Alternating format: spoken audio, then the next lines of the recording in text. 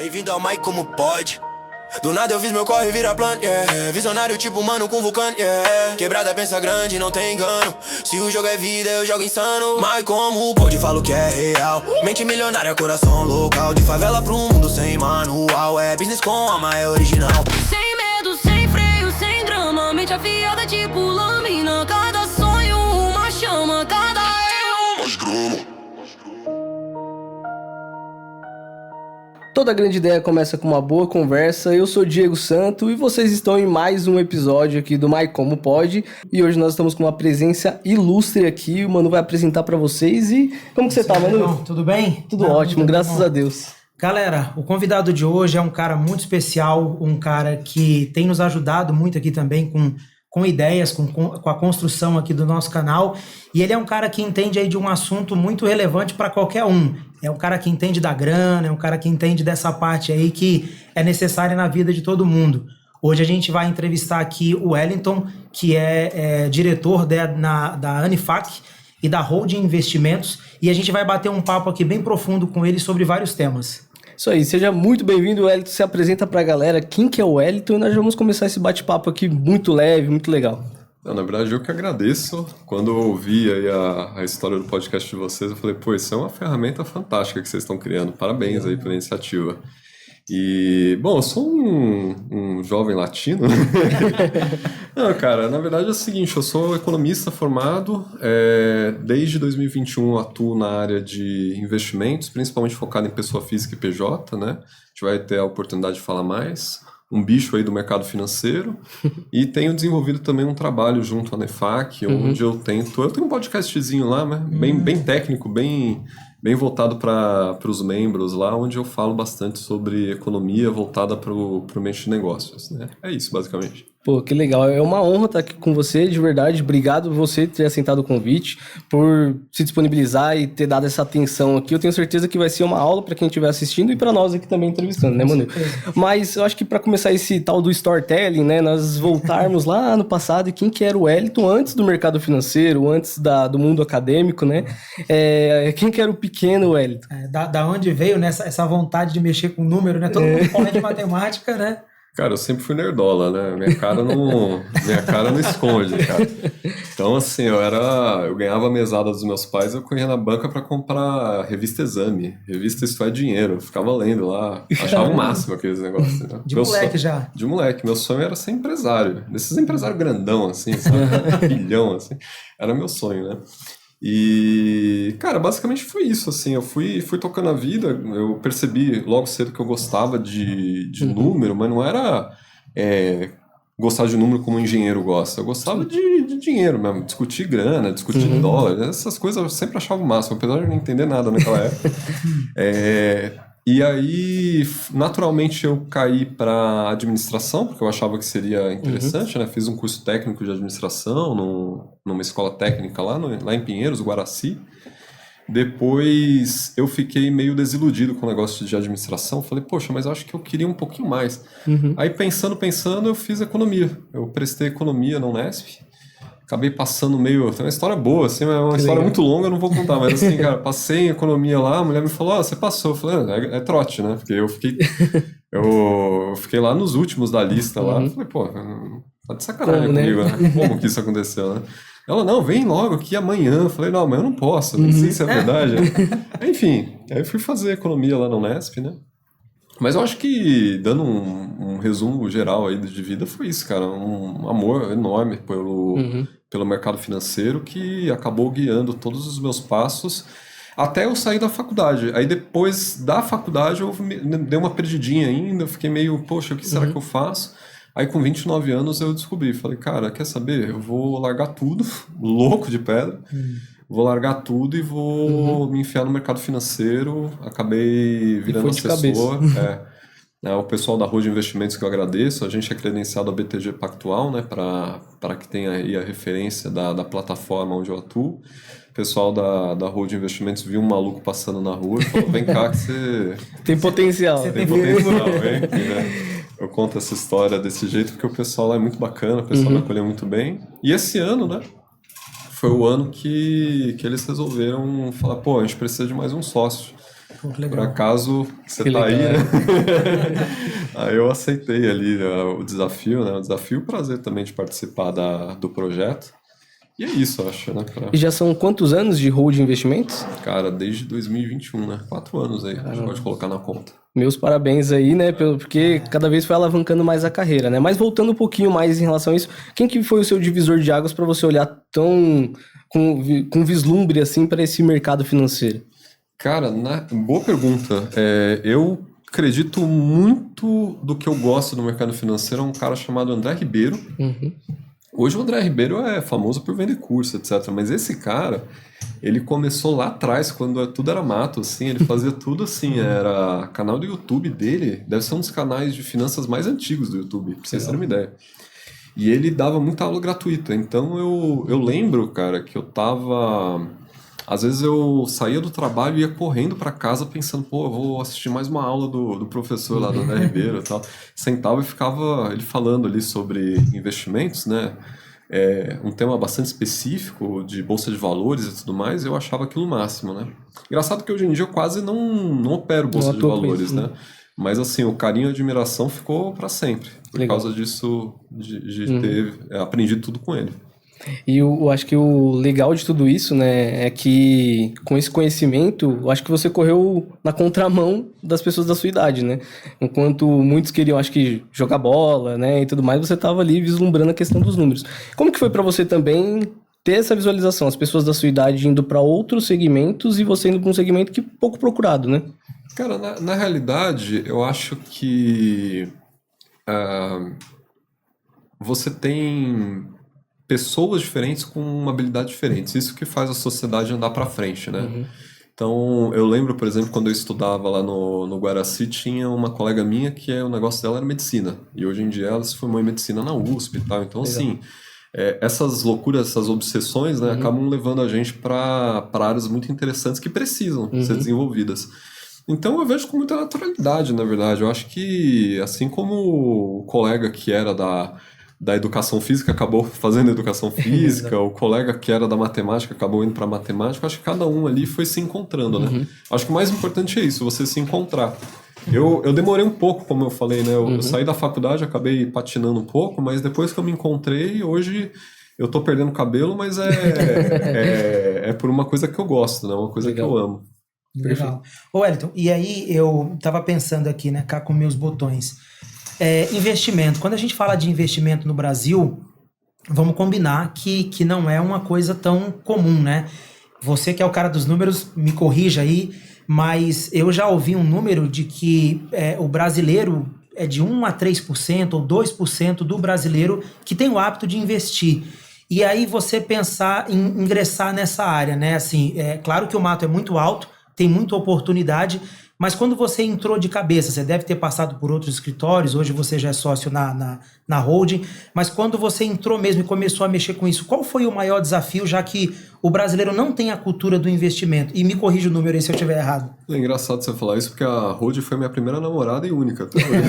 Fiel, hein? Fiel, cara. Tô lá há bastante tempo, eles fizeram um convite para eu ingressar, eu falei, cara, vou com eles aqui, eu gostei da ideia, porque assim, tem muita coisa errada no mercado financeiro e isso eu já sabia, porque eu acompanhava o mercado financeiro, né? Aí quando eles colocaram ali, ó, a proposta é essa, eu falei, não, mas é só isso aqui? Eu falei, bacana, pelo menos não é o que eu imaginei.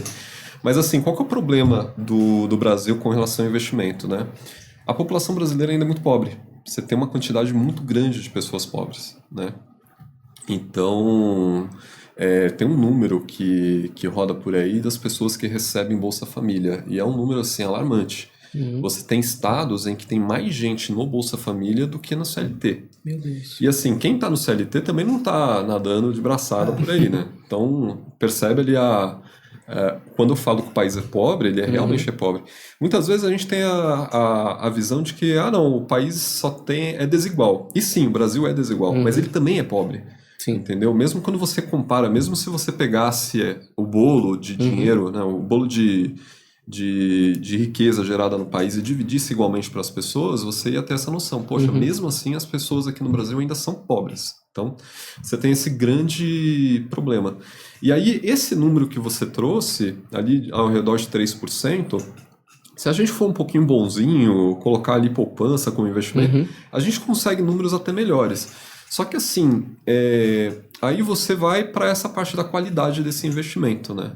Então, por exemplo, hoje na Bolsa de Valores, que seria assim, em todas as economias desenvolvidas, Bolsa de Valores é um negócio extremamente importante. As pessoas físicas investem bastante em Bolsa de Valores, né? Quando você olha para a Bolsa de Valores, cara, tá minguando, né? Talvez neste momento que a gente tá, não, porque a Bolsa começou a respirar melhor agora. Mas a gente já faz uns 3 ou 4 anos que não tem um IPO, que é o lançamento de uma empresa na Bolsa. Isso para mercados desenvolvidos é um absurdo. Você fala que tá 3 ou 4 anos sem uma única empresa tentar captar recursos na Bolsa. Então, são sintomas de uma coisa muito mais complexa e muito mais problemática que a gente tem aqui no país, entendeu? Entendi. E eu atribuo muito à questão da pobreza, né? As pessoas, infelizmente, cara, ou eu compro meu arroz ou invisto, né? E aí, quando vai investir, acaba investindo em muita coisa que é ruim. Então, título de capitalização, tem um monte de produto que é vendido errado no mercado. Então, produtos de banquinho, né, e tal. Tem vários problemas, né? Se a gente for entrar nessa área aí, cara. Respirou fundo. Essa dá pra falar bastante coisa, né? Esse acho que é um pouco impossível não entrar nesse mérito que o Manu falou sobre cultura e não entrar um pouco nessa parte da gestão maior, né? Que é a parte do nosso governo, né? Não entrando em mérito só político, mas de fato de gestão e de como nós passamos a educação para as nossas próximas gerações. Você entende hoje que tem como mudar isso, né? De certa forma, a longo prazo, pensando a longo prazo? Cara, tem muito orçamento. Vou te dar um número aqui. A carga tributária no Brasil está em torno de 35%. Talvez 34%, 36%, vamos colocar 35%. Então vamos aplicar isso sobre o tamanho do PIB do Brasil, que é de mais de 10 trilhões de reais. Esse é o PIB do país, 10 trilhões de reais. É mais de 10 trilhões, alguma coisa em torno de 12 ali. Vamos colocar 10 que fica a conta fácil, né? Vamos jogar para menos. Cara, são 3,5 trilhões de reais em impostos. É dinheiro infinito. Nossa. Entendeu? O que falta no Brasil, muitas vezes as pessoas falam, porque a gente precisa colocar políticos melhores. Só que o político ele é reflexo da sociedade. Então você vai lá para a Alemanha, para o Japão, tem corrupção, tem incompetência, só que os níveis são muito mais baixos porque a sociedade sabe fiscalizar melhor. Então, a gente precisa fazer um trabalho como sociedade de enriquecimento cultural, né? Não adianta só ganhar dinheiro, precisa ter um enriquecimento cultural, senão vira papo de jogador de futebol. Ganha dinheiro e muitos acabam na falência depois, né? Porque não foi acompanhado esse enriquecimento cultural. E enriquecimento cultural, cara, é um negócio que não está envolvendo só a faculdade ou a escola, né? São os pais ensinando coisas interessantes, né? Coisas que vão edificar essa pessoa.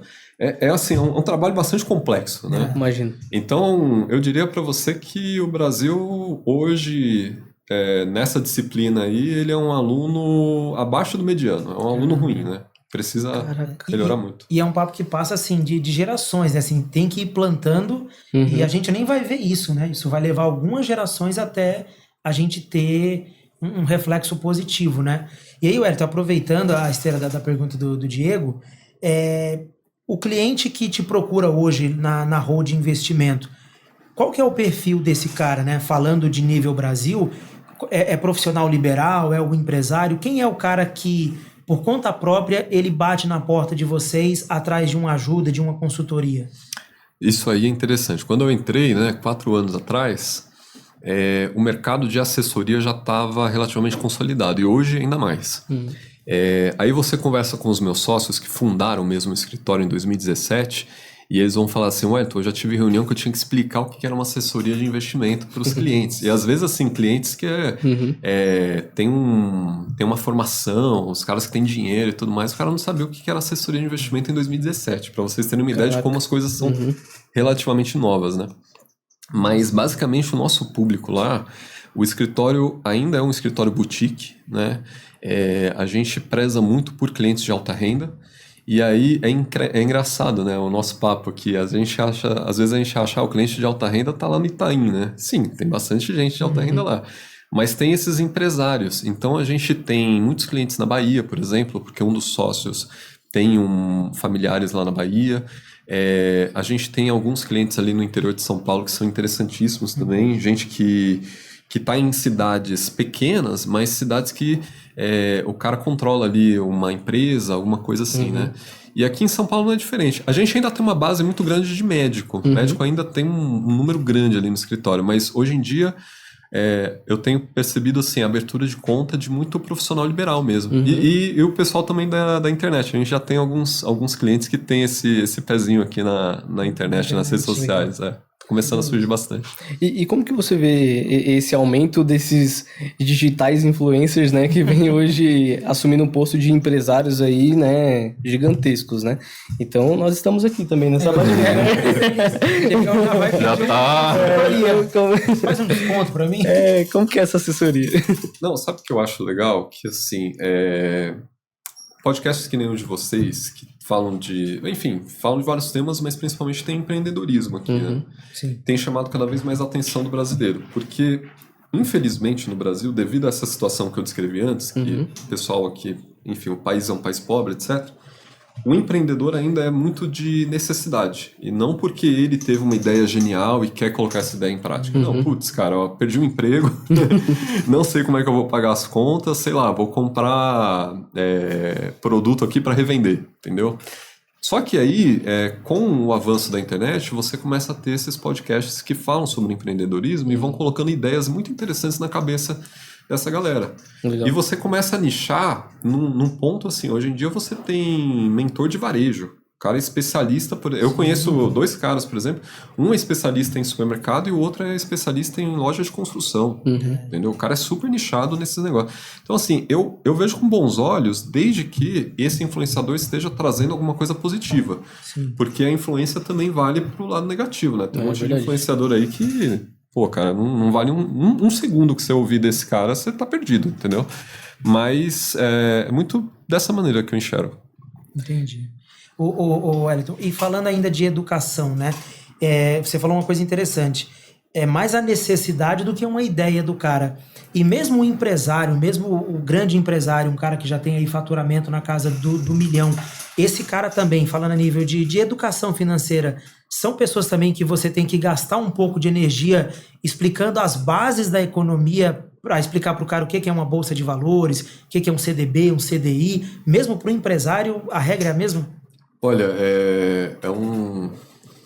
para mim foi um grande aprendizado isso, né? Eu imaginava que quando você conversava com determinado empresário, determinado profissional liberal, o cara já tinha essa pessoa, né? Porque as mulheres também falam cara, mas as mulheres também hoje em dia cada vez mais fortes. Mas assim, essa pessoa, eu imaginava que já tivesse uma bagagem, né? E muitas vezes a bagagem que eles têm é uma bagagem muito básica. Entendi. Então você está falando basicamente de CDB, né? Poupança, investimento imobiliário, ali, compra uma casinha, mas a pessoa não tem método para fazer essas coisas. E eu bato muito nessa tecla, que assim, tudo pode dar dinheiro. Eu já conheci empresário que ganha dinheiro com... como é que fala? Reciclagem, né? O cara ganha dinheiro pra caramba com reciclagem. Caramba. O outro empresário ganha dinheiro pra caramba com supermercado. O outro empresário ganha dinheiro pra caramba com restaurante. E assim vai, né? E tudo pode dar dinheiro, mas assim, se você não tiver um método, né? É difícil você replicar, é difícil você crescer. E pros investimentos também acontece isso. Aí, respondendo a sua pergunta mais diretamente, infelizmente a maioria dos empresários não está bem assessorada e falta muito conhecimento. Eu digo às vezes que a assessoria é sorte. Sorte em que sentido? Você encontrar um profissional bom, assim como é o mecânico, assim como é o médico, né? Profissional, né? Exatamente. Pra fidelizar com ele. Você dá um azar, né? Mesmo sendo profissional, né? Que não está na mão de uma pessoa excelente. E da mesma maneira que acontece com essas áreas, acontece com o investimento. Você tem mais segurança quando você aprende sobre o assunto. Então, por exemplo, se eu fizer hoje um curso de mecânica e eu sentar na frente de um mecânico, ele falou para mim, eu levei lá para ele porque eu encostei a roda na guia e o cara tá querendo trocar o motor, eu vou falar para ele... eu sei que não tem nada a ver. Meu pai já falou. Exatamente. Então, assim, muito se discute hoje, acho que, isso é um papo legal, muito se discute hoje sobre o modelo de assessoria, se é consultoria, se é assessoria, etc. Eu acho bacana a discussão, mas assim, o tema central deveria ser levar mais educação financeira para as pessoas para que elas pudessem ter essa capacidade de medir. Poxa, esse cara aqui é bacana, esse cara aqui não é bacana, então eu vou com o bacana. E aí, o modelo de remuneração desse cara é secundário, entendeu? Porque tem N modelos, mas assim, a partir do momento que você tem ali, pô, legal, esse cara aqui é bacana, legal, a gente só vai discutir como que você vai ganhar dinheiro me atendendo, entendeu? E aí fica uma conversa mais equilibrada. Eu quero fazer 2 perguntas em uma, assim, né? Tanto para pessoa física e também para pessoa jurídica, né? Primeiramente, o brasileiro hoje que não tem conhecimento sobre isso, mas tem muito interesse. E eu me coloco nessa cadeira de ter muito interesse sobre isso. Não é à toa que nós já chamamos vocês aqui para dar uma aula para nós, né? Mas por onde começar, né? Para ter essa educação financeira? Eu sei que hoje a comunicação nos ajuda bastante, né? Tem vídeos no YouTube, tem muitos profissionais que nos ajudam, tem influencers que falam sobre isso. Mas qual que é o melhor caminho? Seria esse mesmo? A parte da comunicação, YouTube? Cara, eu acho assim, se você está procurando conteúdo, sim, tem muito conteúdo bom, gratuito, né? E aí, entrando no conteúdo que mais ajudaria o brasileiro, seria primeiro aprender mais sobre renda fixa, né? Por quê? Porque eu vejo muita gente indo direto para renda variável. O que é renda variável? Ações, basicamente ações, Bitcoin e tudo mais. E eu acho bacana, eu acho que se você teve esse interesse, se você despertou esse interesse, bacana, vai lá. Mas assim, a renda fixa é o primeiro mercado, né? As pessoas não percebem isso, mas quando você faz uma análise de uma empresa, poxa, eu vou investir na empresa tal porque é uma empresa bacana, tal, vou comprar ações dessa empresa. Mas antes de a empresa estar ali bonitinha, teve um contador lá organizando, né, quanto que ela deve, quanto que ela consegue pagar. Isso aí é uma análise de crédito, né? Basicamente. Eu tô simplificando muito uma conversa bem avançada, né? Mas assim, análise de crédito é renda fixa, gente. Se você entende minimamente sobre renda fixa, você vai entender melhor todos os movimentos de mercado.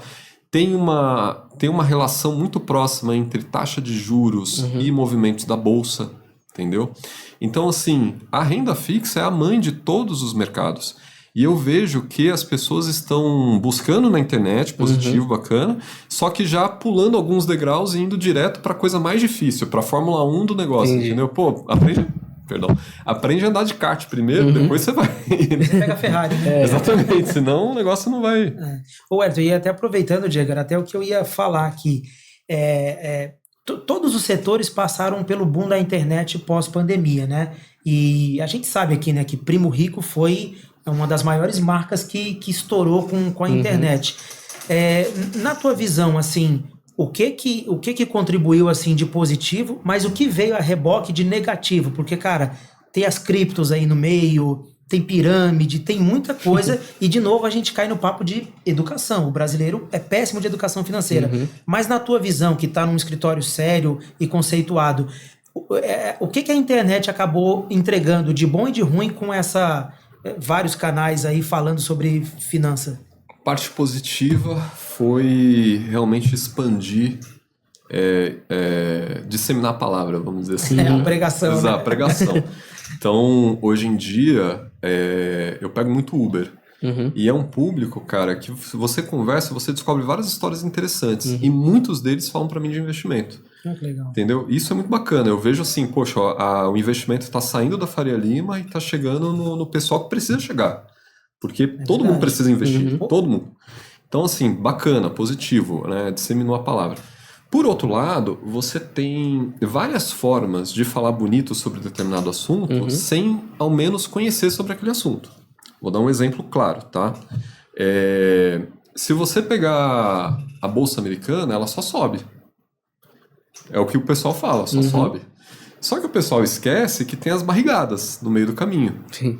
Aí o cara que tá querendo te impressionar, tal, ele fala, não, porque desde os anos 50 a Bolsa Americana subiu, não sei o quê, tá.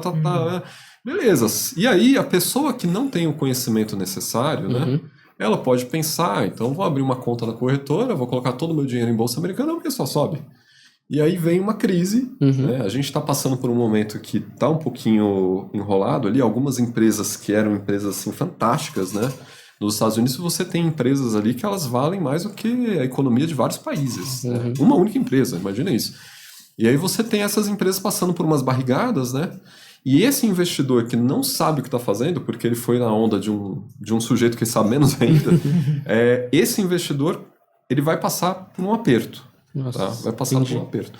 Então eu vejo isso, eu vejo muita gente seguindo pessoas que não conhecem o suficiente sobre o tema e indo nessa onda porque tá todo mundo indo, eu acho bacana ir. Beleza, é bacana ir na onda do investimento, mas saiba ir com alguém que tem conhecimento para te passar e que não tá falando besteira. Tem credencial, né? Exato. E eu acho que essa parte da assessoria ela é mega relevante porque você vai ser o treinador ali que vai ditar o que é o melhor, né? Porque a gente se coloca como um guia, tá? Legal. Porque assim, o assessor a diferença é muito sutil, mas ela é importante. O assessor, ele não pode nunca te falar, você tem que fazer isso. Ele faz sugestões. Né? Ele faz sugestões. Então, qual que é o seu objetivo? O meu objetivo é me aposentar quando eu tiver... Você tá com quantos anos agora? Eu tô com 26. Eu vou falar um número aqui, você vai me xingar, claro. mas quando eu tiver 50 anos. Pô, aí não, né? Vai ser o podcast aqui. Passando com uns 30, cadê? Não, eu imaginei que você fosse reclamar. Eu pensei que você tinha mais. Imaginei que você fosse reclamar mesmo. Mas assim, legal, olha, tem essas sugestões aqui para você fazer a sua aposentadoria lá na frente, entendeu? E aí tem N sugestões, né? Entrar nessa discussão dá para discutir bastante coisa. Mas assim, tem N sugestões. Aí, qual que é o seu perfil? Poxa, Wellington, eu sou um cara que eu não gosto de oscilar um centavo do meu patrimônio. Tem gente que é assim, tudo bem. E você tem produtos específicos para essa galera. Eu atendo um cliente muito específico também, que ele já é o contrário. Ele fala assim, não, vamos pra porrada. É a feita a risco. O cara, não vem com CDB não, entendeu?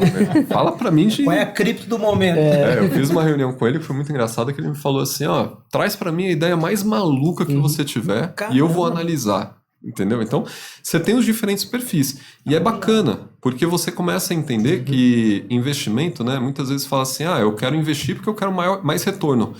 E tem muita gente que não está procurando exatamente isso. Está procurando mais solidez. A gente atende muitas pessoas de mais idade. Então, pessoas aí com mais 60, 70 anos, que elas estão num ciclo, elas estão numa fase da vida que o objetivo é transmitir a riqueza delas para a próxima geração. Entendi. Às vezes elas querem até pular uma geração. Falam, meus filhos não, eu quero... meus netos. Meus netos.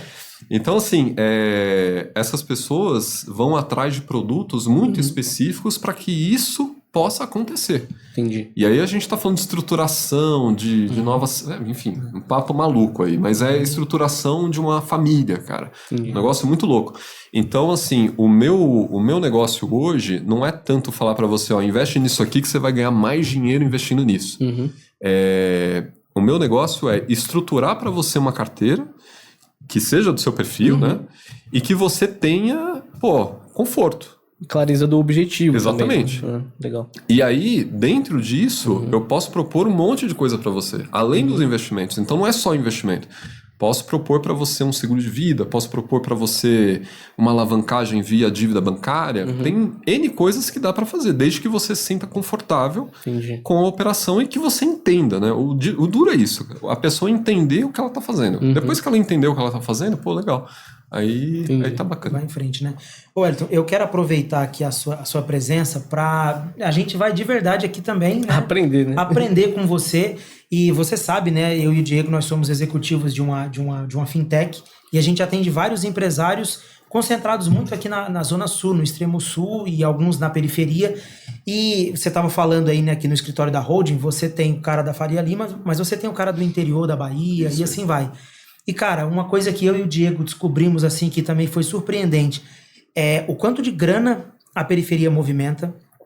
Milhões, né? Pra galera até ficar assim, a gente tem milhões na periferia, graças a Deus, a periferia é forte e pujante.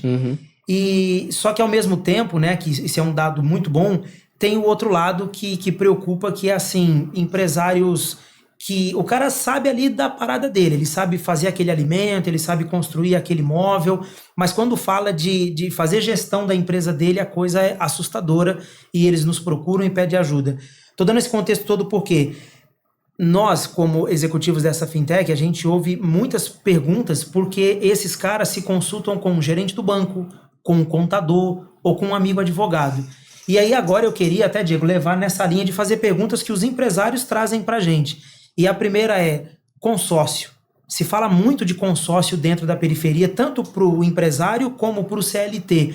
Mas qual é a sua visão de consórcio? Eu até queria já adiantar, eu já ouvi de alguns economistas que consórcio é para gente rica, que consórcio é para quem tem dinheiro. Chegam até a dizer que o consórcio chega a ser uma fábula, uma ilusão, que o cara de pequena renda coloca lá, mas se ele não tiver organização e o brasileiro não tem, ele acaba abrindo mão desse consórcio. Qual a tua visão, Hélito, de consórcio?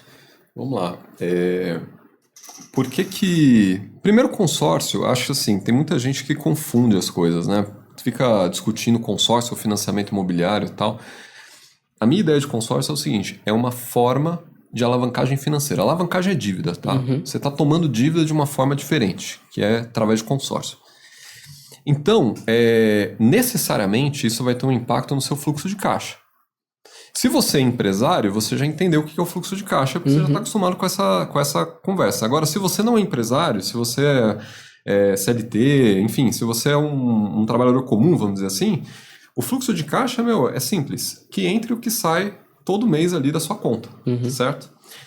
Eu acabei de falar que o consórcio vai ter impacto sobre esse fluxo de caixa. Sim.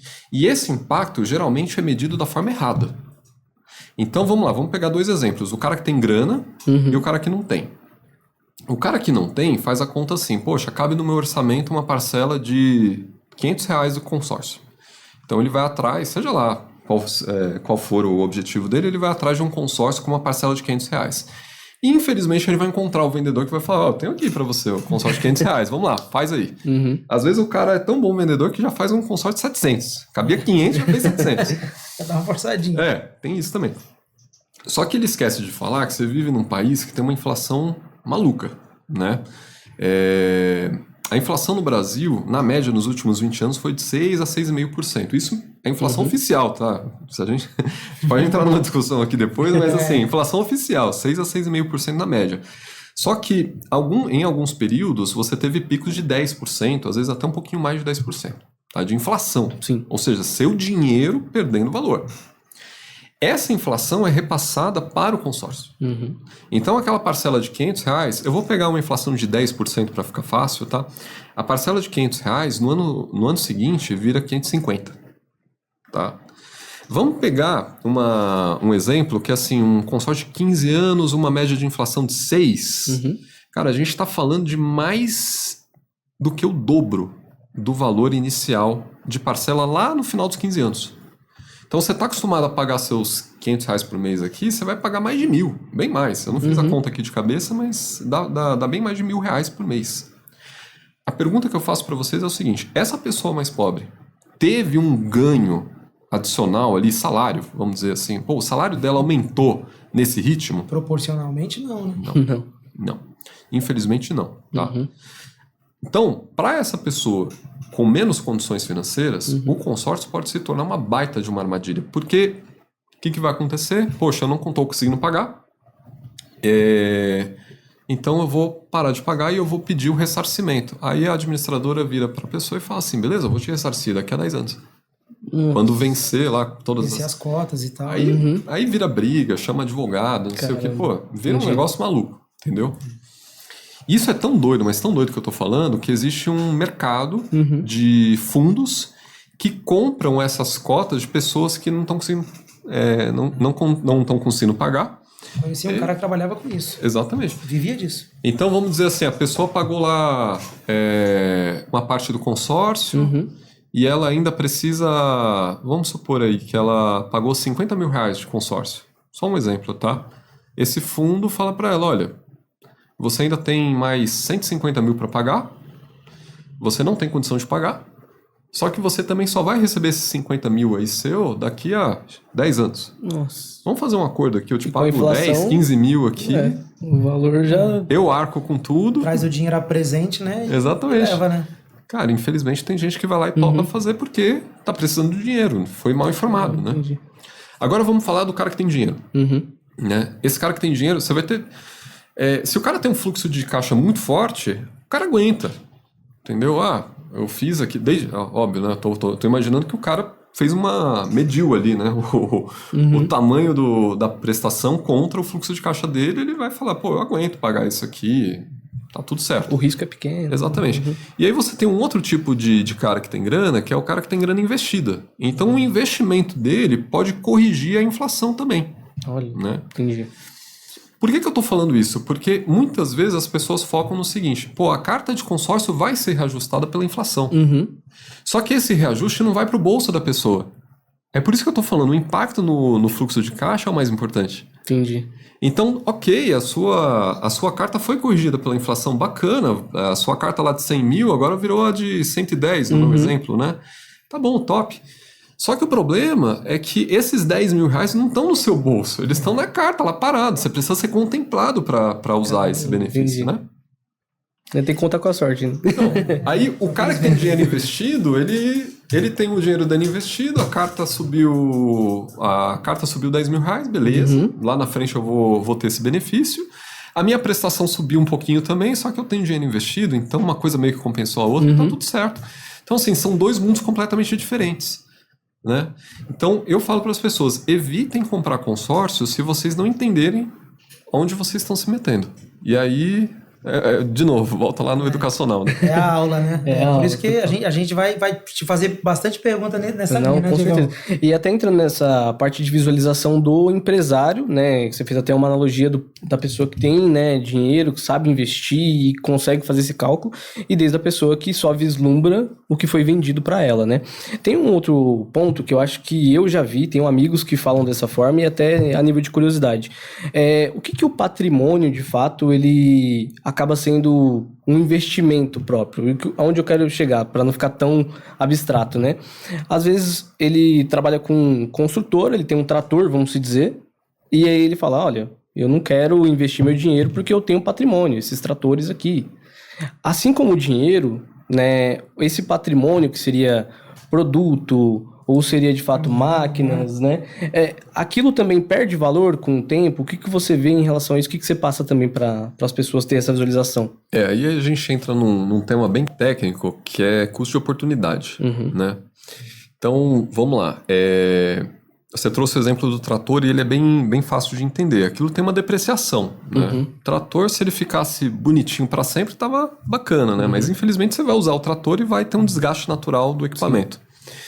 E aí, obviamente, que no mercado de usados, esse trator não vai ter o mesmo valor de um trator novo. Salvo raríssimas exceções, eu tô lembrando aqui da Porsche, né? Que a Porsche no mercado de usados, às vezes ela pega mais valor do que no mercado de novo.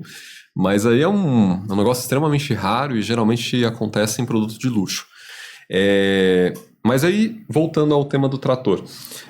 A ideia de que o trator por si só é um investimento é um pouco complicada, porque, de novo, tem a depreciação ali do trator, etc. E geralmente, né, eu já trabalhei com alguns empresários que eles fazem essa análise com carros, etc, etc. E o cara se esquece que ele está comprando isso financiado. Então ele também está pagando juros em cima, né? Então, uma coisa é o bem de capital, né? Isso é um bem de capital. Você precisa do trator para você fazer dinheiro. Isso é uma coisa. A mesma análise do cara do Uber. O carro do cara do Uber não é um investimento, é um bem de capital. Sem aquilo ele não consegue trabalhar. Ele não capta, né? Entendeu? Exatamente. Então, assim, as pessoas entendem como investimento, mas se você entrar na sutileza ali, né, no detalhe, você vai perceber que não é bem um investimento. É uma outra categoria. Você precisa investir nisso para gerar capital. Beleza. Mas quando a gente fala sobre investimentos, principalmente no mercado financeiro, a gente está falando sobre uma proteção a mais. É um colchão ali vamos colocar assim, um colchão de grana que você está guardando no mercado financeiro para você ter acesso para cumprir determinados objetivos. Então o objetivo pode ser, por exemplo, comprar um novo trator. Você está juntando dinheiro no mercado financeiro porque teu objetivo, cara, eu quero comprar um novo trator, não quero pagar juros, entendeu? E aí, voltando lá na ideia do custo-oportunidade, esse trator, muitas vezes o cara faz a conta assim, com um trator eu faço X reais por mês, etc, né? É duro falar de trator porque eu acho que o cara tem até um custo de oportunidade bom, mas tem alguns investimentos que as pessoas fazem que não trazem um retorno tão alto assim, tá? E aí o que acontece? Se ela tivesse feito esse investimento aí no trator, por exemplo, né? Vamos supor, o cara mora aqui na cidade de São Paulo, comprou um trator que é para colher soja. Eu não conheço lugar aqui para, entendeu? Para colher soja aqui na cidade de São Paulo. Ele fez um investimento errado, entendeu? Se ele tivesse deixado esse dinheiro parado no banco, provavelmente ele ia estar ganhando muito mais dinheiro do que ele girando esse trator aí, tentando colher soja aqui na cidade de São Paulo. Exatamente. Um exemplo disso, às vezes, é imóvel. É muito comum. Eu ia te perguntar isso, assim, só para reforçar, não vou sair do tema. É muito comum também aqui na mentalidade do nosso empresário e até do morador aqui dessa região mais periférica, que é aquele conselho de pai, investimento bom é comprar terra e comprar casa. Qual é a sua visão também sobre isso? Porque isso é muito comum, né? Os mais velhos aí, a galera old school, vem muito com essa ideia de, cara, se vai fazer patrimônio, faça patrimônio em terra e casa, né? E apartamento e alugar. Vai nessa mesma linha também, nessa mesma toada? Eu gosto da ideia, só que, de novo, é uma coisa que foi generalizada demais. E você precisa, aí precisa, de novo, educacional. Precisa... A educação é forte. Você precisa ter uma visão mais específica e não só generalista do negócio. O que eu quero dizer com isso? Existem formas de você adquirir esses bens imóveis e existem localidades melhores do que outras também. Então, não é porque, apartamento não é tudo igual. Você vai ter apartamento muito bem localizado, que conforme o tempo passa só pega valor, e você vai ter apartamentos mal localizados que conforme o tempo passa, o valor ou você perde ou você deixa de ganhar, entendeu? Entendi. Então, é preciso tomar cuidado e também a forma como você adquire. Porque você vai lá e faz um financiamento, né? Vou dar um exemplo aqui que eu trabalhei para uma pessoa, uma pessoa ligada à minha família. Queria fazer um financiamento Minha Casa Minha Vida. Gente, vocês têm noção do quanto de financiamentos Minha Casa Minha Vida que são devolvidos? E essa palavra devolvido é uma palavra bonitinha que eu inventei aqui, porque na verdade isso aí vai para leilão, você perdeu esse dinheiro. É tomado, né? Tomado. Você tem um número até pra gente, assim? Cara, eu acho, eu não tenho um número certo aqui, mas da última vez que eu vi tava próximo de 8%. Caramba. Então, a cada 100 pessoas ali, 8 não devolveram. aguentam. Parece um número pequeno, às vezes, mas não é. Não é. Em termos de Brasil, é muita gente. É uma quantidade enorme. Tanto que os leilões estão bombando hoje em dia, né? Leilão, hoje em dia, tanto do lado do investidor quanto da oferta, né? Tem muito imóvel Minha Casa Minha Vida que está lá no leilão. Isso porque eu não entrei no mérito ali do quanto que a Caixa negou. Porque a Caixa, esse Minha Casa Minha Vida, ele não é para todo mundo também, não. Ele tem um filtro ali e a Caixa nega. Aí é quase metade do... eu não vou saber o número exato, mas eu sei que é ali, metade do pessoal que demanda Minha Casa Minha Vida não passa. Isso porque a Caixa fez um filtro e mesmo assim em torno de 8% acabam largando. E aí quando isso acontece, qual que é a dica que eu dou? Gente, assim, você está financiando um imóvel, você precisa pegar esse imóvel bem localizado, porque senão, o tal do custo-oportunidade, esse dinheiro que você está colocando no imóvel poderia estar sendo melhor empregado no mercado financeiro. Entendeu? Poxa, Wellington, mas eu não vou morar no meu CDB, eu vou morar no meu apartamento. Concordo contigo, mas assim, são 2 a 3 anos para o apartamento ser entregue, né? Será que não valia a pena dar uma segurada, juntar mais dinheiro para fazer uma entrada mais forte, diminuir esse valor, sabe? Essas coisinhas assim. E tem um detalhe que eu acabei explicando para essa pessoa que veio me pedir ajuda, que é o seguinte, você precisa ter, quando você entra num financiamento desse, em que você pode perder praticamente tudo, né? Você precisa ter uma reserva. Uma reserva de quanto? Olha, chutando baixo, 6 meses da prestação paga. Então, se a sua prestação é de R$1.000, R$1.500, multiplica isso por 6, é isso que você precisa ter, no mínimo, de reserva. O ideal seria ter 1 ano. Para quê? Poxa, perdi um emprego. Beleza, você tem ali 6 meses a 1 ano para vender esse imóvel. Wellington, mas vendeu o imóvel? Ou você vende, ou você Recupera rápido, né? Porque, ou então vai para leilão, se você não conseguir, entendeu? Então, assim, essa grana que está investida no mercado financeiro também te protege de uma eventual dor de barriga com o imóvel. Sim. Aí, dentro de um ano, obviamente, você está lá procurando emprego, arrumou, tá, beleza, tá bonito. Aí você recompõe aquela grana, porque a dica é essa. Imóvel, às vezes a gente acha, pô, todo mundo quer imóvel. Vende lá o seu imóvel pra você ver se é tão rápido assim quanto você tá imaginando. Então, são os cuidados que tem que ter. E aí, o que acontece? Hoje, a cada 100 mil reais que você investe no mercado financeiro, você retorna, com uma certa facilidade, 12 a 15 mil por ano. Vai depender ali do investimento, mas 12 a 15 mil por ano. No mercado imobiliário, você pode ter retornos bons, mas, de novo, você precisa ter um método para fazer isso. E assim, 12 a 15 mil por ano é um valor difícil de bater. Então, você vai precisar fazer ali uma pesquisa muito bem feita, vai precisar ter um método muito bem desenvolvido. Tem que ter um bom assessor. Passa sempre por educação, né? Sempre. 100% das vezes. É algo assim, muito... Sempre cai na pauta educação, né? É um negócio incrível. E eu queria aproveitar, Wellington, para te perguntar também em relação à questão de criptomoedas, assim, né? A gente está falando de investimento e tal, e essa parte de cripto é muito nebuloso, principalmente para quem não tem essa educação. Se a galera não entende bem o que é um CDB, o que é um CDI, que dirá cripto. E aí, quando veio essa nova vertente, como é que isso foi para você lá no escritório, com as pessoas próximas a você? Como é que foi a questão da cripto? Primeiro, é preciso entender que o mercado cripto é um mercado novo para o mundo, não é só para o Brasil, para o mundo. E é um mercado que durante muito tempo foi apartado do mercado financeiro tradicional. Então, eu sou uma criatura do mercado financeiro tradicional, né? Durante muito tempo eu não podia falar de cripto porque existe toda uma legislação em cima disso e eu não podia fazer indicação de criptomoeda porque era um produto que não era distribuído no mercado financeiro tradicional.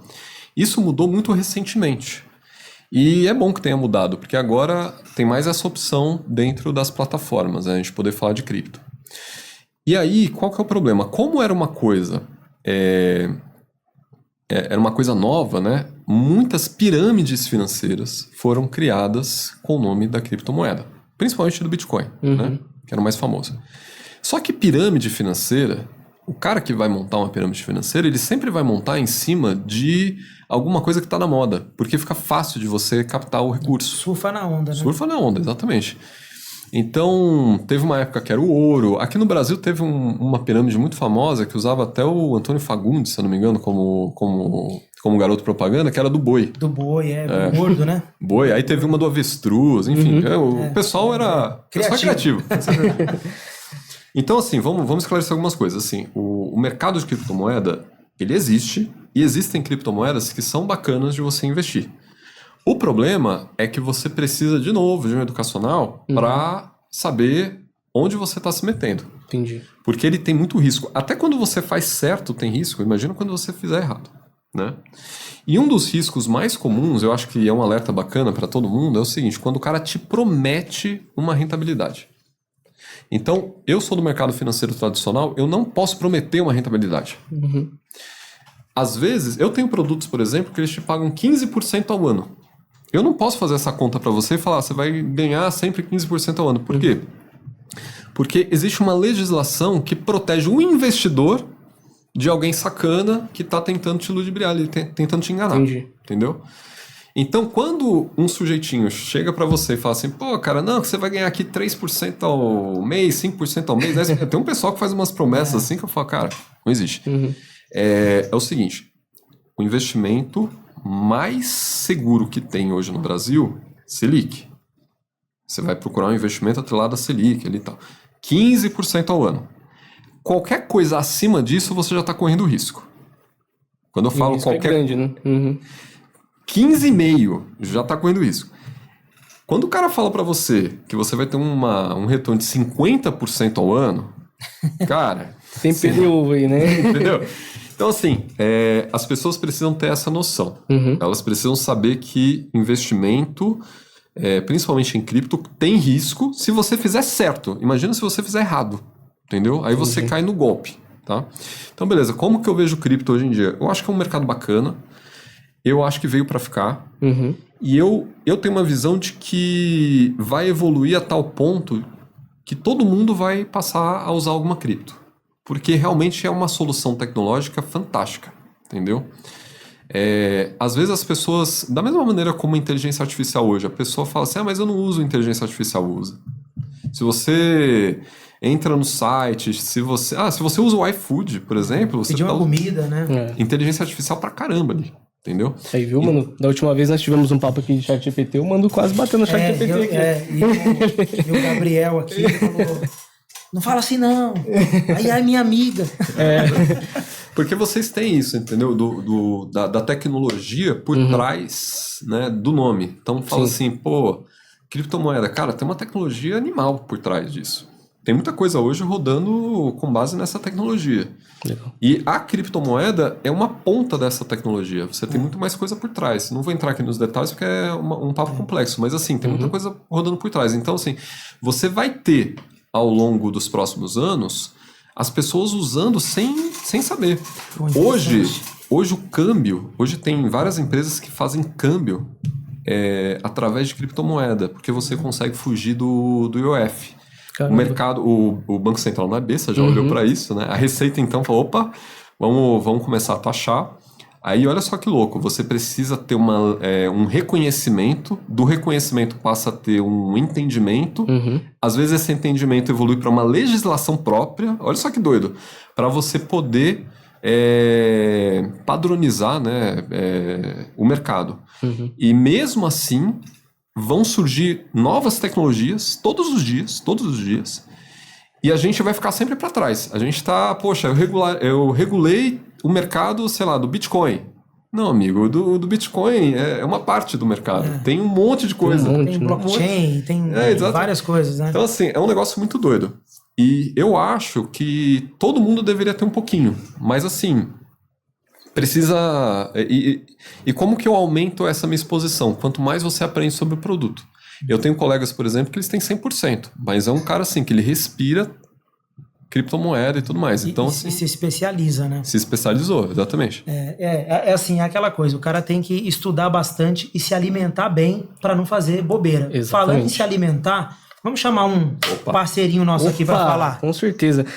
Pô, e você falou muito sobre a questão de risco, de investimento e tudo mais. Se eu falar para você que eu tenho uma indicação para você, que você não corre risco nenhum, é um investimento sensacional e com certeza gostoso, né?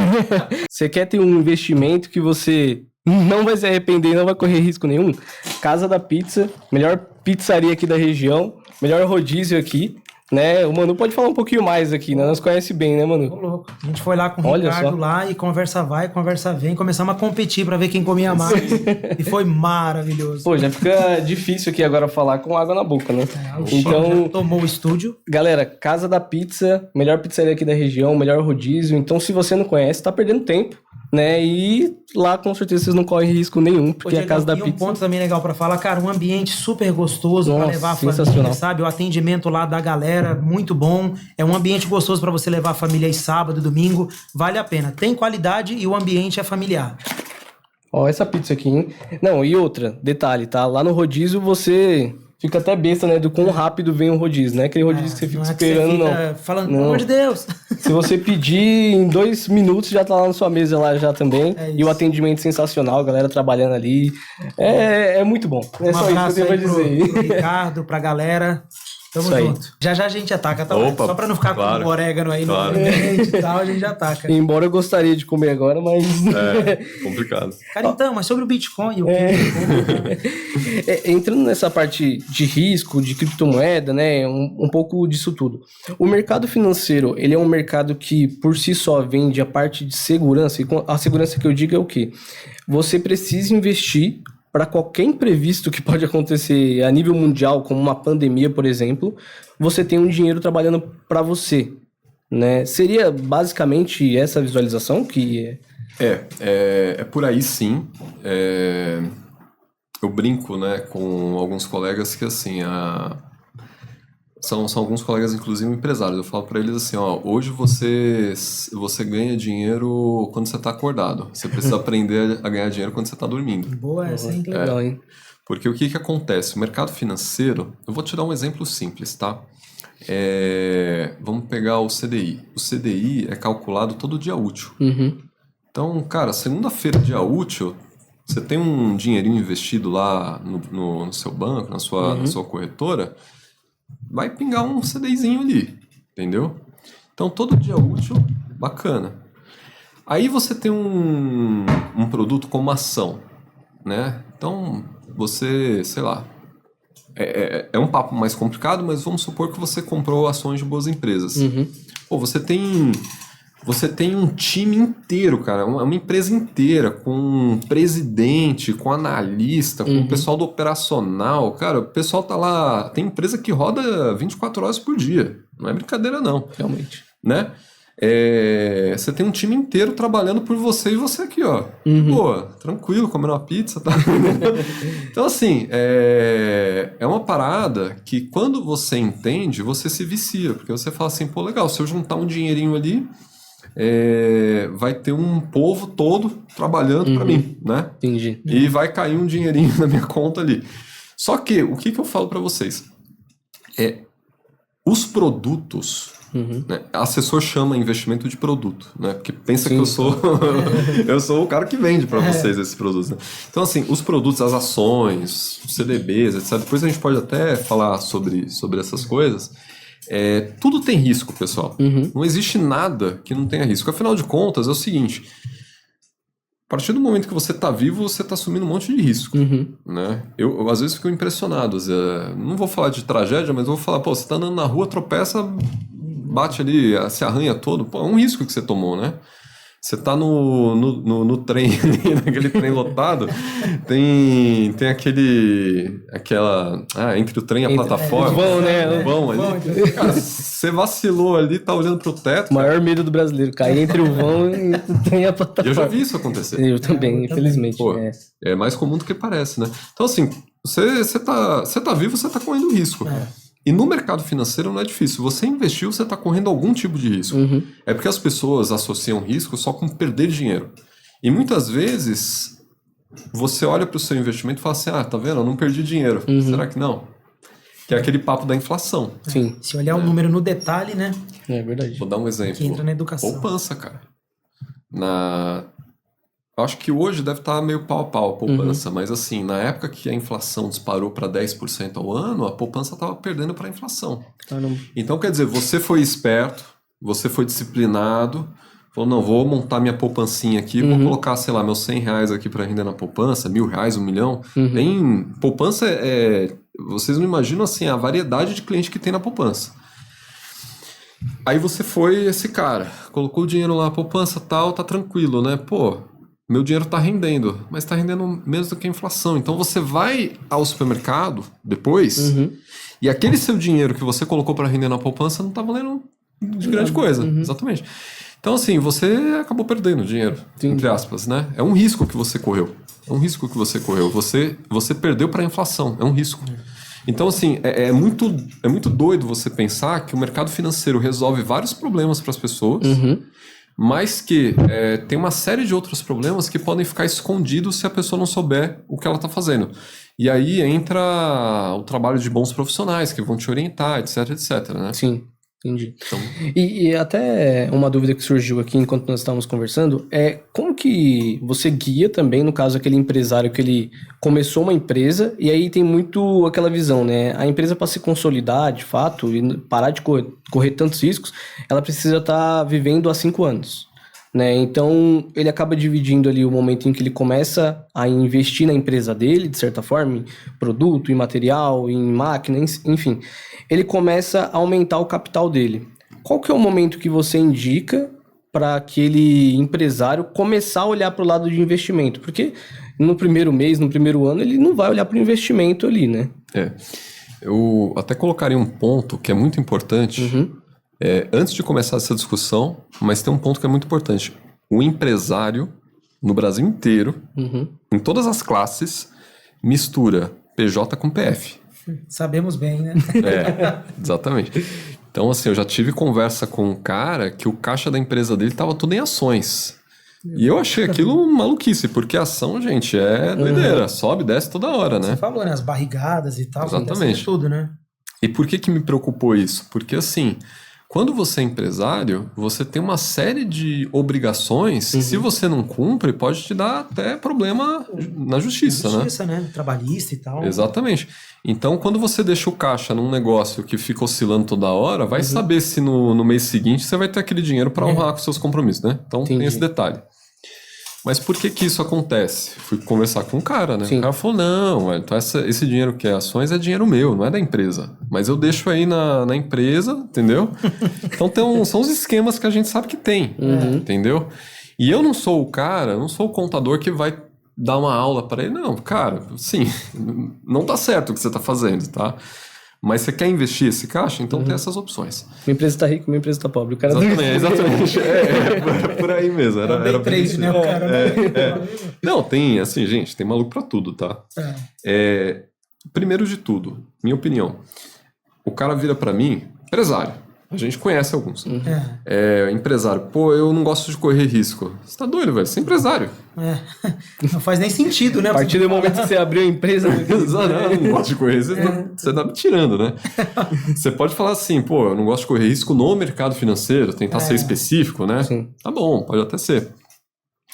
E aí um outro ponto que eu coloco pra esse cara é o seguinte, empresário tem que ter visão assim, o dinheiro tem que estar disponível, né?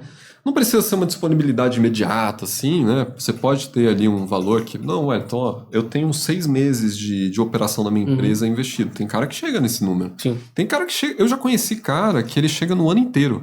O faturamento da empresa no ano... Tá todo... 200 milhões de reais. 200 milhões de reais o cara tinha investido. Caramba. Por quê? Porque o cara já passou aperto lá atrás. O cara falou... Não foi o dono da empresa, foi o diretor financeiro. Ele falou, não, os donos passaram um aperto danado, uns 8, 10 anos atrás. E aí eles colocaram como meta ter o faturamento da empresa investido ali, né? Faz uns investimentos bastante seguros. É doideira. É muito loucura pensar nisso. E se você parar para pensar, por que é complicada essa visão, né? Que é um papo sofisticado para o empresário, mas ele precisa ter essa noção. É o seguinte, a partir do momento em que deixar dinheiro parado no caixa é melhor do que você reinvestir esse dinheiro, tem alguma coisa errada com o teu negócio. Tá? Entendi. Porque, tudo bem, a gente está passando por um momento extremamente complicado da nossa economia, os juros estão lá no alto. O pessoal, eu acho que o pessoal dos supermercados vai entender o que eu quero falar. Cara, você bater 15% ao ano é muito difícil. É muito difícil. Supermercado, a gente sabe que tem uma margem mais apertada ali, sei lá, um supermercado bem gerido 3, um supermercado super bem gerido 5, mas na média, assim, a gente sabe que a maioria tá bem menos que isso. Então, assim... Esse cara, ele tem uma dificuldade muito grande de alocar capital, né? Tem uma dificuldade enorme. Talvez o cara da pizza, ele vai ter uma facilidade maior. Fala assim, pô, a minha margem no negócio de pizzaria é maior do que 15. Eu não sei, tá? Sim. Realmente não sei, mas eu imagino que talvez seja. Aí ele pode pensar em abrir uma nova unidade, ele pode, né, expandir e tudo mais. Né? Exatamente. Então, assim, no momento em que capital parado na empresa é melhor para você como empresário, é melhor para você do ponto de vista do negócio, é porque tem alguma coisa errada com o teu negócio. Tá? É legal você parar, avaliar, ver se tem alguma aresta ali para você cortar e tudo mais, porque pode ter um problema ali. Sim. Então, são alguns pontos que são relevantes aqui nesse papo com o empresário. Primeiro, você está misturando dinheiro da pessoa física? CPF, assim, sim. Né? Já tome por... Exato, tá? Vamos tomar isso como dado. O segundo que eu comentei era do cara não assume o risco, amigo. Você é empresário. Você levantou... Exato. O terceiro é o seguinte, você tem que ter liquidez, você tem que ter grana parada ali no caixa e tudo mais, né? Sobrou um dinheiro a mais, pô, então eu já tenho aqui uns 3, 4 meses aqui, eu acho que dá pra gente esticar um pouquinho o meu prazo de investimento, né? Empresa, eu sempre toco no assunto assim, poxa, o seu horizonte de investimento é mais curto. Não porque você não queira, mas é porque a economia é muito louca, né? Vem um na época da pandemia lá, o lockdown, né? Pô, quantos, vocês que estão na batalha aí, que vocês conversam com os empresários, vocês sabem quanto cara bom quebrou naquela época. É verdade. Muito. Porque o cara não tinha, o cara era bom assim, de tocar um negócio. É sempre assim, o cara entende da operação dele. Exatamente. Né? Só que o financeiro quebrou ele. Como? Porque o cara não tinha condição. Eu conheço uma história muito triste. O cara tava voando. Ali atrás do Shopping Morumbi, pessoal, antes da pandemia, aquilo ali fervia de gente, porque é muito condomínio comercial, né? Aquela zona ali é comercial ao extremo. E aí ali atrás do supermercado, do Shopping Morumbi, tinham vários e vários restaurantes. Eu conheci um cara que ele tinha, se eu não me engano, 2 restaurantes de porte grande e tava indo pro terceiro. Veio a pandemia, quebrou o cara. O cara quebrou, porque toda a grana dele ele usou para montar esse terceiro restaurante.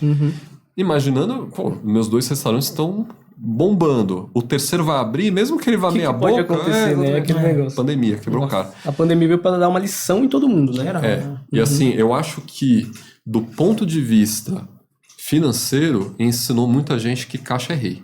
Quem tem caixa no momento de pandemia, porque eu tenho um primo, por exemplo, que ele sofreu bastante na pandemia. Ele tinha... Eu não lembro exatamente, mas eu acho que ele tinha 3 restaurantes na época da pandemia. Sofreu muito. Mas ele tinha caixa. Aí ele sobreviveu à pandemia. Aí eu falei pra ele, cara, você vai sair da pandemia fortíssimo, porque a maioria dos seus concorrentes vai quebrar. E aí ele vai lá e negocia um aluguel mais barato. Ele vai, hoje ele já tá com 5. Caramba. Então, você imaginar que a pandemia, pô, até 22 a gente ainda tava com um negócio de pandemia, em 3 anos o cara já deu uma crescida, já tá... Não vou falar pra vocês que ele tá 100%, mas que ele melhorou.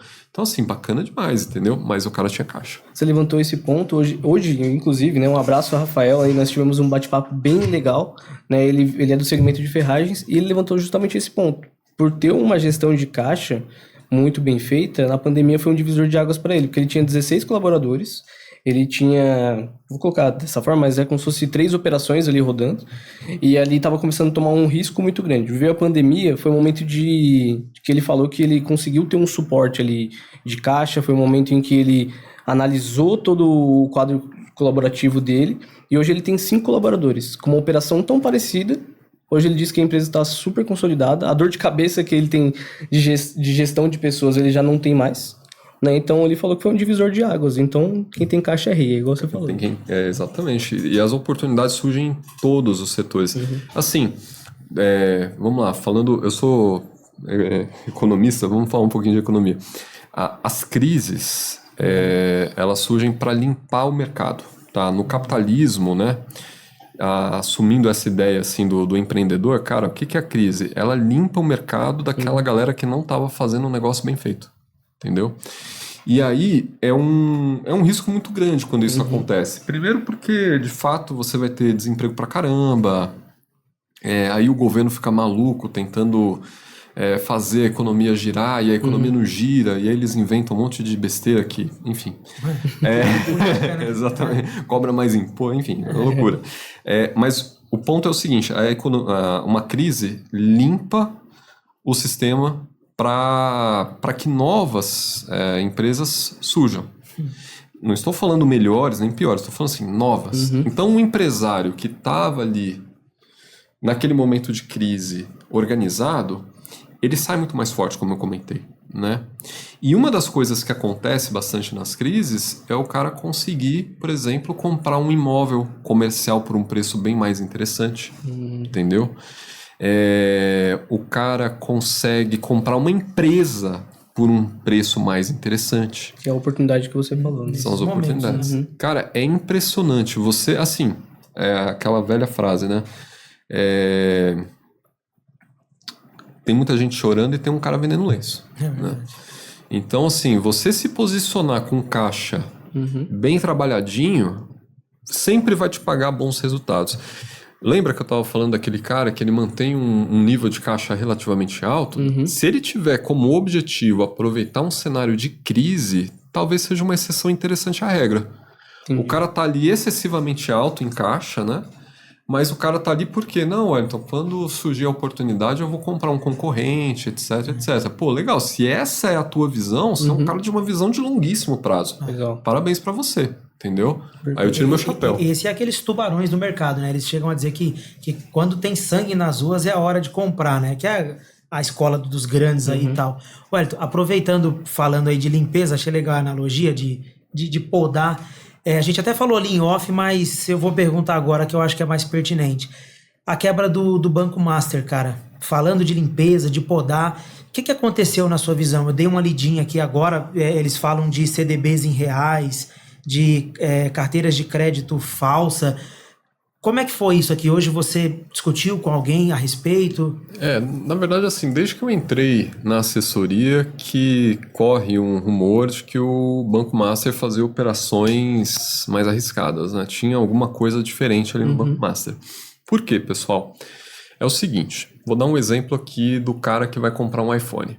Então, eu nem sei qual que é o valor do iPhone, vocês sabem quanto que tá? Hoje tem uns que tá 17 mil. 17 pau.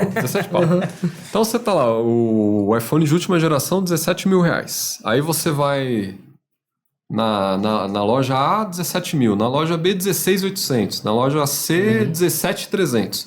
Então assim, na sua cabeça você começa a fazer a conta de que um iPhone dos mais tops tá ali em volta de 17 mil reais. Beleza.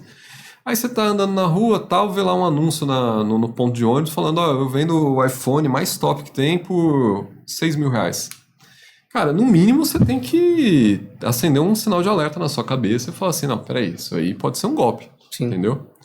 No mercado financeiro, você tem uma coisa parecida que é o seguinte, quando um banco começa a destoar assim, se diferenciar muito em relação ao que os outros estão pagando de juros, então, vocês estão muito... Tem muita gente aqui no Brasil, né? O Brasil é um país de gente devedora. Então a pessoa está acostumada a pagar juros para o banco.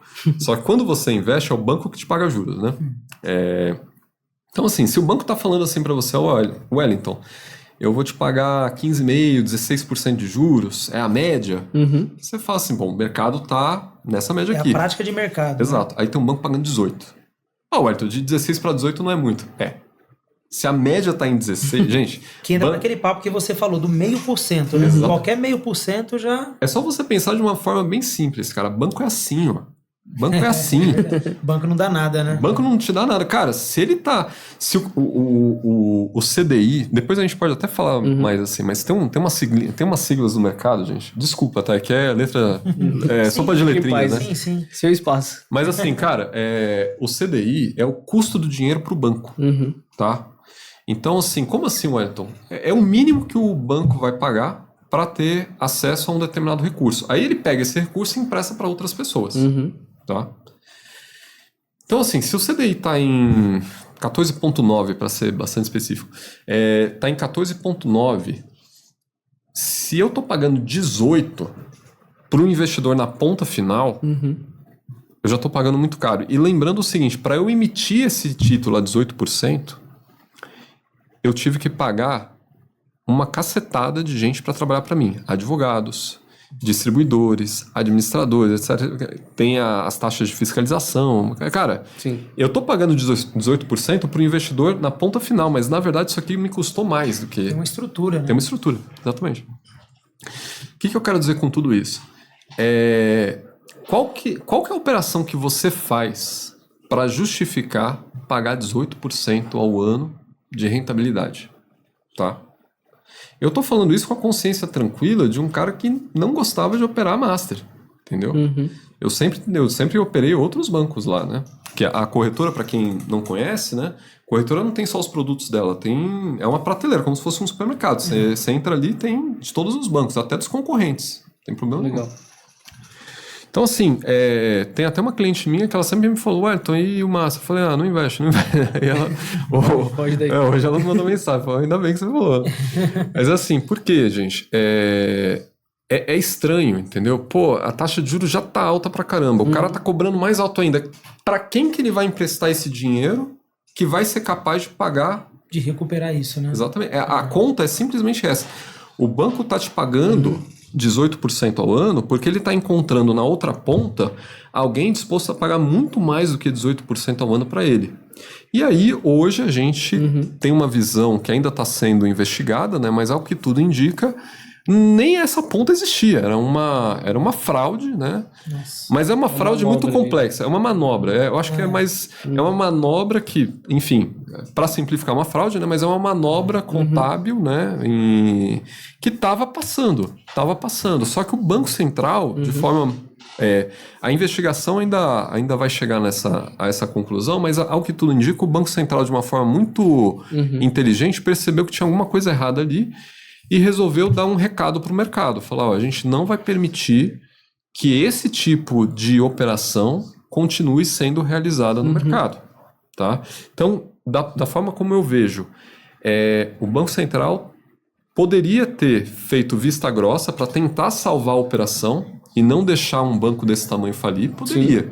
Só que ele estaria passando para o mercado uma visão de que, olha, tá liberado. Podem fazer o que quiser, né? Então, eu espero que dentro ali das cabeças do Banco Central tenha passado essa visão de, poxa, eu vou dar um recado para o mercado para evitar que todo mundo faça isso. Eu estou disposto a liquidar um banco do tamanho do Master, que não é um banco assim, é um banco médio. Apesar dos números, né? Parece que o rombo vai ser de mais ou menos 40 bilhões de reais. Entendeu? Você fala assim, todos os bancos acabam perdendo com isso, né? Todos. Porque quem vai garantir... Quer dizer, garantir assim, quem vai salvar os investidores do Banco Master é um fundo garantidor de créditos. Esse fundo ele é bancado por instituições do sistema financeiro. Ele é uma instituição privada bancado pelas outras instituições. E assim, quem tem mais, doa mais. E aí, imagina Itaú, Bradesco, o próprio BTG. Os grandões, né? Os grandões estão olhando e falando, vou ter que colocar tudo isso de dinheiro. Aquele vídeo na sala de aula, todo mundo jogando caderno, um aluno só. É isso. Não, e de fato, né, os rumores do mercado é de que estava todo mundo irritado com essa situação no Master. Já estava de olho, né? Todo mundo que eu digo assim, os grandões do mercado financeiro falando, eu vou ter que salvar essa operação lixo aí que o cara criou e tudo mais. Já estava se apontando para isso, né? Eu acho que esse apontamento do banco foi positivo para que até os bancos se preparassem, né? Porque assim, as pessoas acham que o fundo garantidor de crédito é o último... o último estágio, não. É a camada de proteção. Na verdade, é a última camada de proteção. Primeiro, tenta fazer a venda, né, do banco. É exatamente o que aconteceu com o Master hoje. Tentou-se fazer a venda do banco, aí vamos lá, vamos olhar as propostas, vamos ver se faz sentido, vamos dividir o banco em várias empresas, vai ter empresas boas que eu vou vender fácil, vai ter empresas ruins que eu vou precisar ser criativo aqui também, né? E aí no final do dia, se chegou à conclusão de que, cara, assim... As propostas que estavam na mesa eram propostas estranhas. E aí não faz sentido seguir com essa proposta. E aí, enfim, aí tem toda uma discussão. E cai de novo na pauta de educação, né? Você vê assim, quantas pessoas que até tentando ser espertas demais, não, tá me rendendo aqui 1%, 2%. Por não ter educação financeira, acabaram agora perdendo muita grana aí, né? A gente vê... O escândalo estourou hoje, né? Mas depois a gente vai ver o desdobramento disso, aí você vê gente até fazendo besteira porque tinha uma grana aportada. E aí, eu queria até, Diego, aproveitar para a gente poder falar de uma iniciativa nossa aqui, do MyComo, do Grupo Orb, falando sobre educação financeira. Fala um pouquinho, Diego, do que a gente está trazendo. Exatamente. Eu acho que esse ponto aqui é crucial para essa conversa aqui, Wellington. E eu queria te perguntar, se você tivesse um espaço fixo mesmo, assim, para que você consiga educar ainda mais, né, telespectadores aí, ou pessoas que têm esse interesse, como que você veria com esses olhos, assim, bons olhos? Bom, claro. Tem um canal para falar, né? Porque a ideia do MyComo, né, a ideia da nossa... Hold, né? No caso, a Orb, né? É trazer de fato conhecimento. Eu acho que esse é o ponto crucial que nós sempre discutimos antes de isso tudo iniciar. E quando nós conversamos com vocês, conectamos com a Road Investimento e com o Wellington, eu falei, cara, esse tem que ser o nosso Thiago Nigro aqui do canal, né? De passar um pouquinho essa parte técnica. E eu queria fazer esse convite para que você tenha um quadro fixo aqui pro próximo ano aí, que esse ano já tá prestes a se encerrar, mas nós pensarmos em você trazer essa educação financeira através de vídeo, de conteúdo, tirar todas as dúvidas aí da galera. Cara, assim, ideia genial. Eu falei pra vocês, né? A ideia do podcast só de empreendedorismo já era bacana. Vocês aumentando o escopo aí pra falar um pouquinho sobre investimento, até porque são assuntos conectados, né? Sim. Exato. Então, assim, pra mim é sensacional e eu topo, tamo dentro. Então, feliz demais por isso. Mais um parceiro aí, galera, chegando para ajudar a gente. Porque, Wellington, posso te garantir, cara, o empresário de qualquer região, seja da Faria Lima e aqui da Belmira Marim, da Teodoro Vilela, exato, esses caras são muito carentes de pessoas do seu nível, que têm conhecimento profundo. Eu já te falei isso várias vezes, mas acho que vale a pena repetir. Infelizmente, em muitas regiões, a maior autoridade financeira é um gerente de banco, é o contador da empresa, e às vezes essas pessoas não têm habilitação para poder indicar investimento e algumas estratégias. Então vai ser muito válido ter você aqui para dar algumas dicas, falar algumas coisas no sentido de orientar o grupo de empresários que a gente está trazendo aqui para o guarda-chuva da Orbe. Muita alegria e muita satisfação de ter você aqui com a gente. Não, é muito bacana, porque eu até tinha comentado sobre o perfil dos nossos clientes, né? Infelizmente, quando a gente fala de assessoria de investimento, ainda é muito focado nessa galera que tem uma grana, né, relevante. Não é todo mundo no Brasil que está com essa grana. E cara, eu percebo assim que tem tanta coisa bacana que a gente pode fazer por quem não pode ser atendido por um assessor bom de investimentos, né? Então, poxa, tamo junto, vamos pra cima e aguardando aí o próximo ano pra... Satisfação imensa, de verdade, até porque nós estamos montando os Vingadores aqui de conhecimento. E eu acho que isso é muito legal, porque uma das premissas de conhecimento que eu venho estudando e, desde Flávio Augusto, a Caio Carneiro, esses caras que, de fato, mostram pra nós ali o caminho a seguir quando nós queremos empreender, fala de nós sentarmos nas mesas sempre com pessoas muito mais inteligentes que nós. E hoje tem um monte de coisa aqui que eu tenho que falar no off com você, porque eu não entendi. E eu tô pensando aqui nos nomes, hein? O primo, né? Eu tô pensando aqui. O nosso primo, o El. O nosso primo. A gente tem um primo. Vamos dar mais um adjetivo aí pra ele. Ô, Diegão, deixa eu fazer aquela pergunta clássica antes da gente fechar. A gente já tá caminhando aqui pro final, até por causa da pizza lá, né? Opa! A gente... cara... Eu sei que o teu ramo de atividade é muito sério e tal, e doutores e advogados, mas, cara, conta pra gente, a gente sempre pergunta aqui pro entrevistado, conta pra gente alguma história, assim, engraçada, cômica, com cliente, alguma coisa que você fala assim, cara, aconteceu uma bizarrice no escritório, um negócio que eu nunca esqueço, que eu caí na risada. Conta alguma coisa nessa linha, porque eu sei que tem. Cara, sempre tem várias. Eu lembrei de uma agora que sempre que eu lembro eu dou risada. Uma colega minha, não posso falar nomes, né? Uma colega minha me falou assim, poxa, Wellington, se formou em economia comigo, falou, poxa, Wellington, eu não entendo muito de economia. Brincadeira. Eu não entendo muito de investimentos, porque o negócio dela é outra coisa. Aí ela falando assim, poxa, só que eu tenho uma pessoa na minha família que tá precisando de uma ajuda, mas assim, é uma pessoa que ela não tem tanta grana, né? Assim, gente, 30 mil reais. No contexto de assessoria, realmente não, né? Não é o valor que a gente está procurando. Mas eu falei, não, é da sua família, você é minha amiga e tal. Vou conversar. Cara, a senhorinha tinha 200 mil, quase 300 mil reais investidos. E ela me falando assim, Wellington, eu não conto pra ninguém, né? Eu não falei pra minha sobrinha, eu amo ela. Amo. Eu não falo pra ninguém, porque meu marido não pode saber que eu tenho esse dinheiro. E assim, não, esse foi o primeiro ponto. Aí depois ela falou um negócio, cara, que nunca saiu da minha cabeça. E assim, ele vai morrer antes de mim, né? E com uma naturalidade. Ela falou, assim, segura. E assim, ele vai morrer antes de mim e eu preciso saber se o meu dinheiro tá bem investido, se eu preciso fazer uma previdência, se de repente eu vivo só da previdência dele e tal. E, cara, e uma lucidez, entendeu? E assim, e é uma senhora, assim, super bacana, uma senhora super do bem. Mas ela falando de um jeito, cara, que até te assusta, né? Você fala assim, você não vai fazer nada. Você tem, né? Essa não pôs dinheiro no banco mais. Não. Cara, e assim, eu com medo, né? Eu falei, poxa, e seu marido tá bem? Vocês estão num momento bom do relacionamento de vocês, né? Só pra saber, não, mas acontece, cara, assim, história engraçada, história maluca. Tem uma... Desculpa, tá? Você Pode falar. Tem uma de um cliente nosso que ele tava fazendo um monte de besteira, a gente chamou ele pra uma reunião.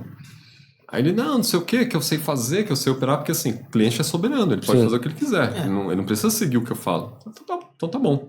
Cara, o cara perdeu 5 milhões de reais. Não. Eita, pegou. Cara, do dia para a noite.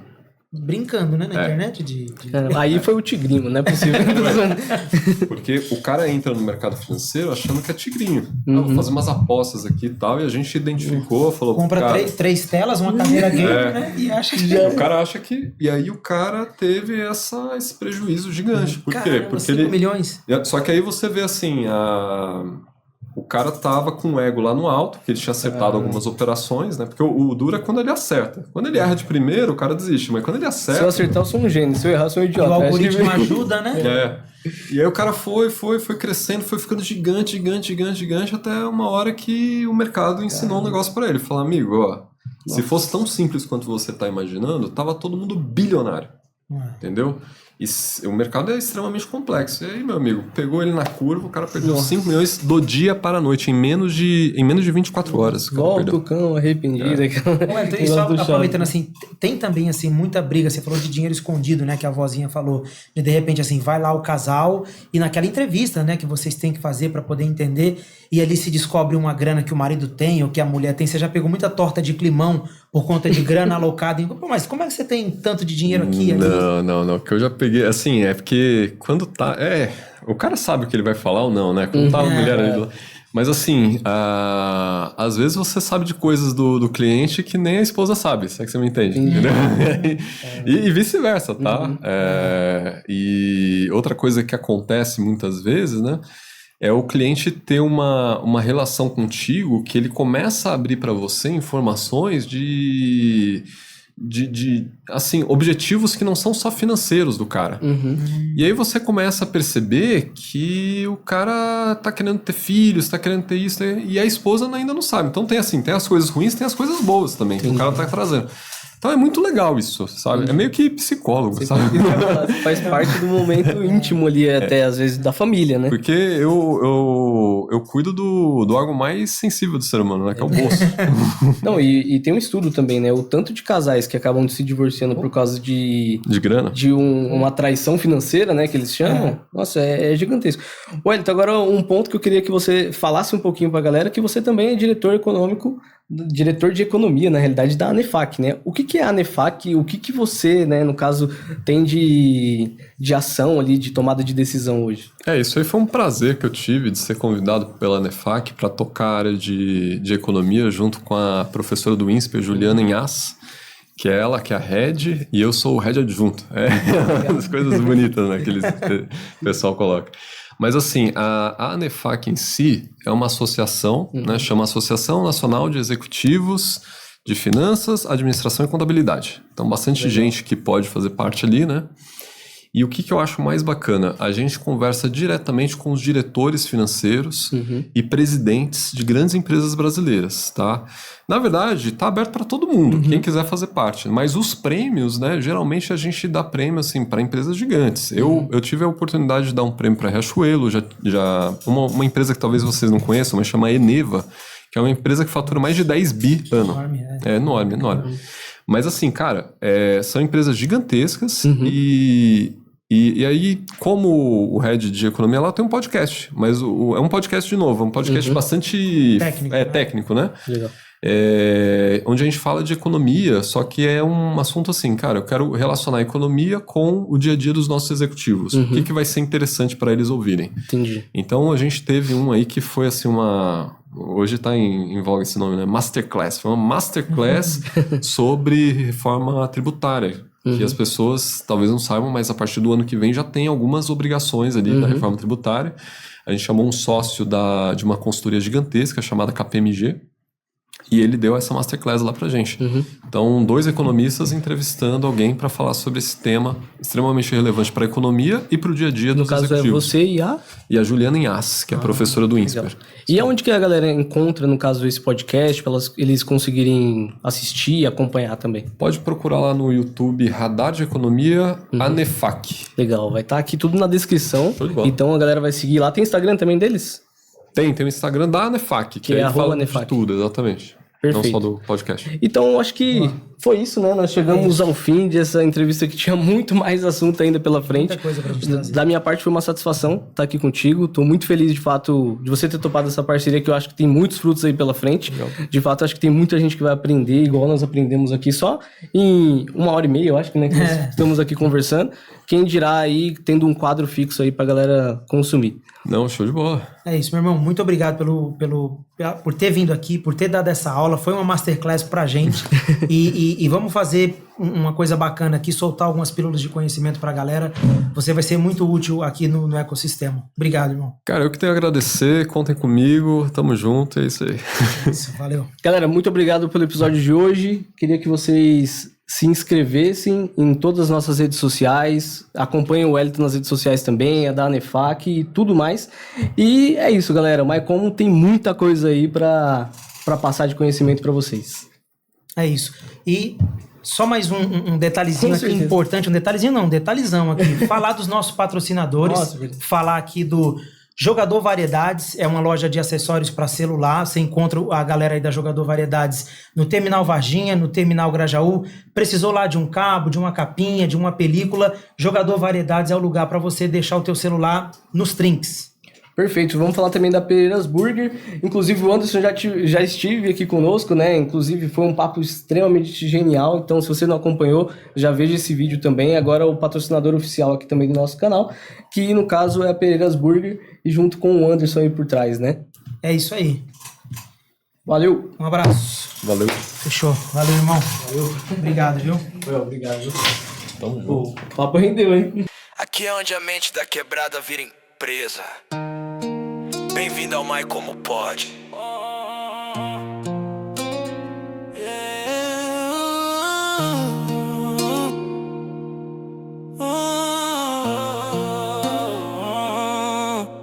Do nada eu fiz meu corre virar plano. Visionário tipo mano com vulcano. Quebrada pensa grande, não te engano. Se o jogo é vida, eu jogo insano. Ai, como pode, falo que é real. Mente milionária, coração local. De favela pro mundo, sem manual. É business com alma, é original. Sem medo, sem flows e clamam. Pente afiada tipo lâmina. Cada sonho uma chama. Cada erro mais grana. Sem medo, sem freio, sem drama. Mente afiada tipo lâmina. Cada sonho uma chama. Cada erro mais grana.